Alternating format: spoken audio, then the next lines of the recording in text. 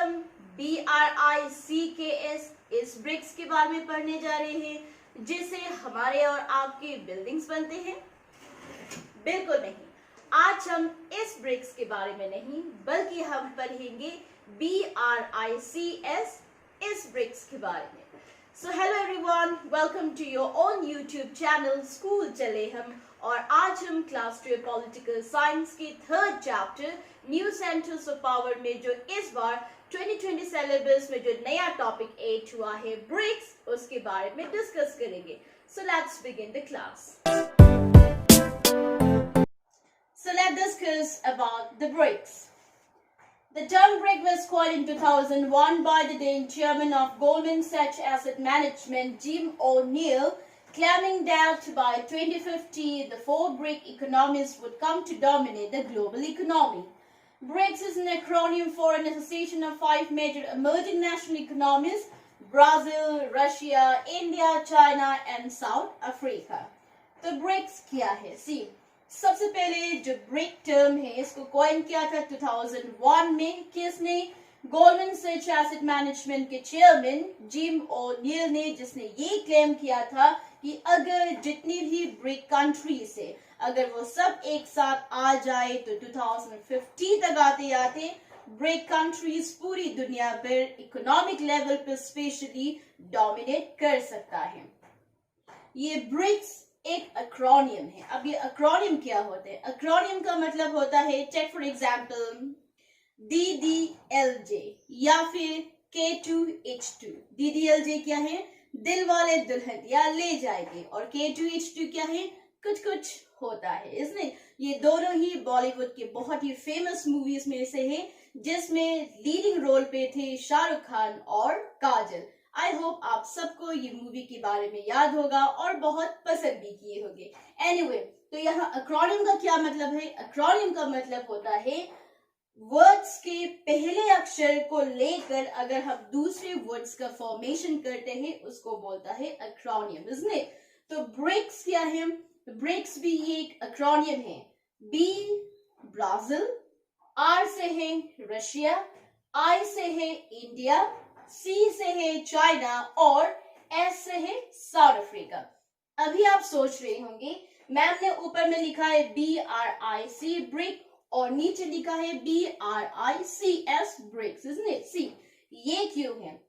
शुरुआत में जब 2006 में रशिया में जब इसका फाउंड किया गया था तब आपका साउथ अफ्रीका कंट्री इसमें इंक्लूडेड नहीं था। दैट्स व्हाई इसको बोला जाता था ब्रिक BRIC। तो बाद में जब साउथ अफ्रीका जब 2010 में जब वो ज्वाइंट हुआ है तब ब्रिक चेंज होके बना है ब्रिक्स। तो अभी क्या है?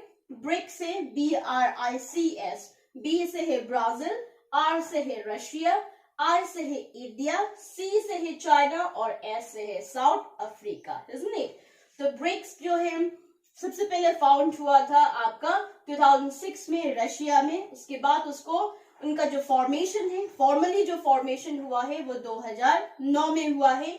एंड देन ब्रिक्स का जो हेडक्वार्टर है वो है शंघाई चाइना में, और इसका जो फर्स्ट मीटिंग है वो हुआ था 16 जून 2009 में यकतेरिनबर्ग रशिया में। ओके, तो ये क्या है? This are the introduction about the BRICS. Now see BRICS के पास में क्या क्या है और क्यों 2001 में जिम ओ'नील ने ये कहा था कि ब्रिक्स जो है वो दुनिया का इकोनॉमी पे पूरी तरह से भारी पड़ सकता है। इसका मेन रीजन है, सी ब्रिक्स के पास क्या क्या है? ब्रिक्स है number 1 42% of the world population. Very easy, China और इंडिया ही सबसे पॉपुलेटेड कंट्री और ये दोनों ही कंट्री ब्रिक्स कंट्रीज में आता है, तो डेफिनेटली ये 42% ऑफ द वर्ल्ड पॉपुलेशन को कवर करता है। And then 30% of the territory, यहाँ भी सी आपका रशिया हो गया, चाइना हो गया, ब्राजील हो गया, ये सब तो क्या है आपका सबसे ज्यादा जो लैंड टेरिटोरी को कवर करता है उसमें से एक है। और प्लस आपके भारत भी 70 नंबर पर आता है। तो ये सभी कंट्री क्या है आपके ब्रिक्स कंट्रीज में है, तो डेफिनेटली 30% ऑफ वर्ल्ड टेरिटोरी जो है वो ब्रिक कंट्रीज कवर करता है। एंड देन 23% ऑफ GDP, यानी कि जो ब्रिक कंट्रीज का जो GDP है वो आपका 23% है। And then 80% of the global trade, यानी कि ग्लोबल ट्रेड में जो ब्रिक्स कंट्रीज का जो शेयर है वो है आपका 18%। नाउ सी, ये एस्टिमेट किया जाता है कि ब्रिक्स कंट्रीज जो है वो 2027 तक आते आते जो ग्रुप 7 कंट्रीज है, जो वेस्टर्न ग्रुप के जो पॉपुलर कंट्रीज है, जो पावरफुल कंट्रीज है, उनको भी ओवरटेक कर सकता है। And then BRICS can compete USA if they work with the concept of oneness, यानी कि अगर BRICS countries oneness के साथ, एकता के साथ अगर हमेशा मिलजुल कर काम करेंगे तो वो USA की धज्जियां उड़ा सकते हैं।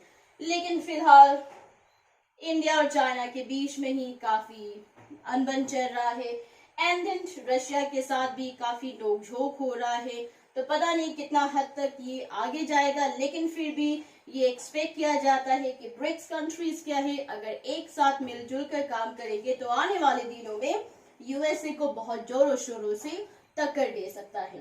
तो यहाँ क्या है, ब्रिक्स का जो कंबाइंड जीडीपी है वो अब तक है $15.8 ट्रिलियन, और जबकि यूएसए का जो जीडीपी है वो है आपका $6.7 ट्रिलियन, यानी कि काफी आमने सामने पड़ता है।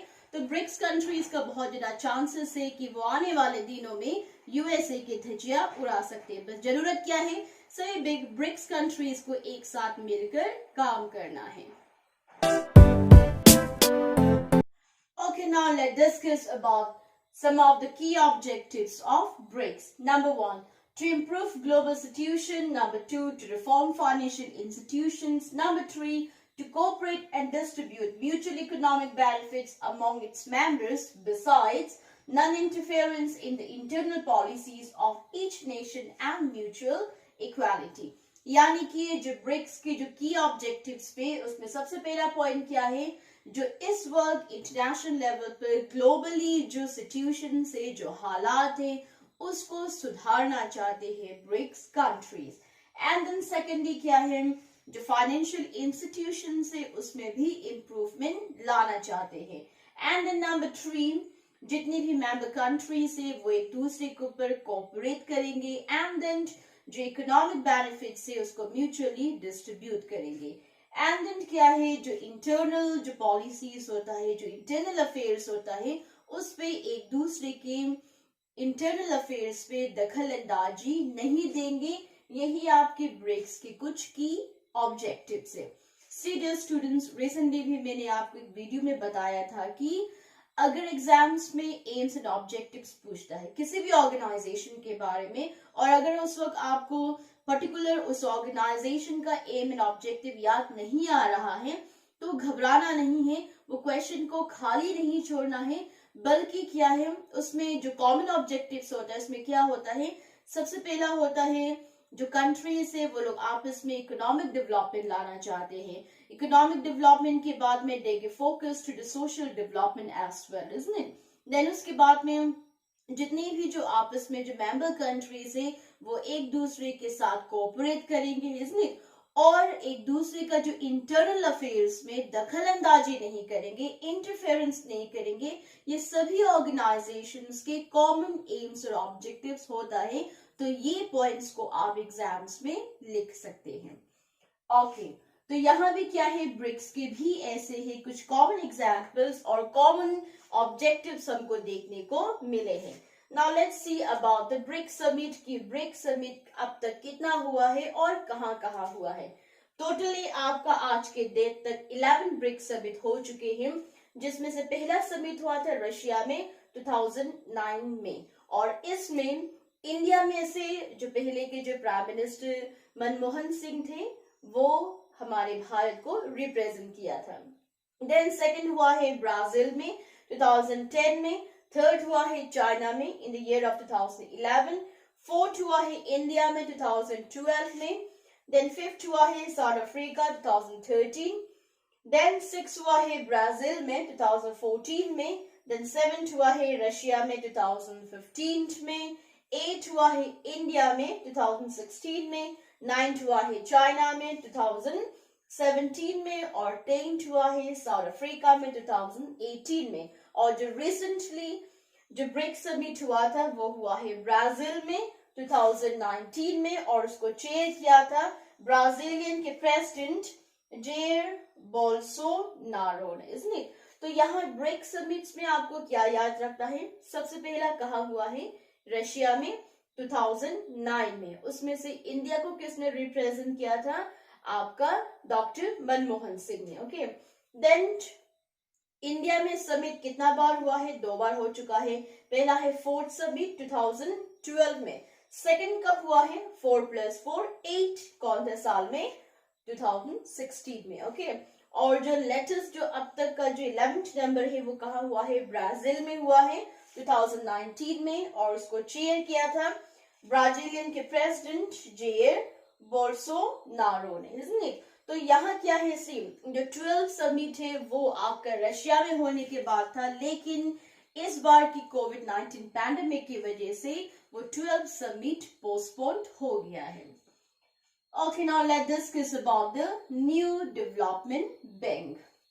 See, according to the agreement on New Development Bank, the bank shall support public and private projects through loans, guarantees, equity participation, and other financial institutions. Moreover, the New Development Bank shall cooperate with international organizations and other financial entities and provide technical assistance for projects to be supported by the bank. The bank is headquartered in Shanghai, China, and the bank was proposed by India at the 4th BRICS Summit in 2012 held in Delhi, isn't it? तो ये जो new development जो bank है उसका जो concept है वो idea है वो किसने दिया था? इंडिया ने दिया था। ओके, कब दिया था? 4th ब्रिक्स समिट में, जब 2012 में वो ब्रिक्स समिट इंडिया में हुआ था आपकी राजधानी दिल्ली में, इसने तब आपका इंडिया ने न्यू डेवलपमेंट बैंक के बारे में प्रपोजल रखा था जिसको बाकी की कंट्रीज ने एक्सेप्ट किया है, और इस एग्रीमेंट के अंतर्गत जितनी भी मेंबर कंट्रीज है वो एक दूसरे को सपोर्ट करेंगे, इन्वेस्ट करेंगे, इसने उसके बाद में जितनी भी पब्लिक और प्राइवेट प्रोजेक्ट्स हैं उनको मदद करेगा बैंक, किसके माध्यम से? लोन देकर, लोन के माध्यम से जितने भी पब्लिक और प्राइवेट प्रोजेक्ट्स होंगे उनको भी बैंक मदद करेगा। एंड देन जो इंटरनेशनल ऑर्गेनाइजेशन है उनके साथ भी कोऑपरेट करेगा, जितनी भी फाइनेंशियल एंटिटीज है वो सभी चीज के साथ में भी जो न्यू डेवलपमेंट बैंक है वो कोऑपरेट करेंगे, क्योंकि किसी भी ऑर्गेनाइजेशन के लिए एक बैंक का जहां वो जमा कर सके रुपया ऐसा होना बहुत जरूरी है, तभी जाकर आपका न्यू डेवलपमेंट बैंक का एस्टैब्लिशमेंट हुआ है, यानी कि उसका प्रपोजल को पास किया गया है। एंड देन जो न्यू डेवलपमेंट बैंक का जो हेडक्वार्टर है, यानी कि जो बैंक का जो हेडक्वार्टर है वो है शंघाई में, चाइना में, isn't it?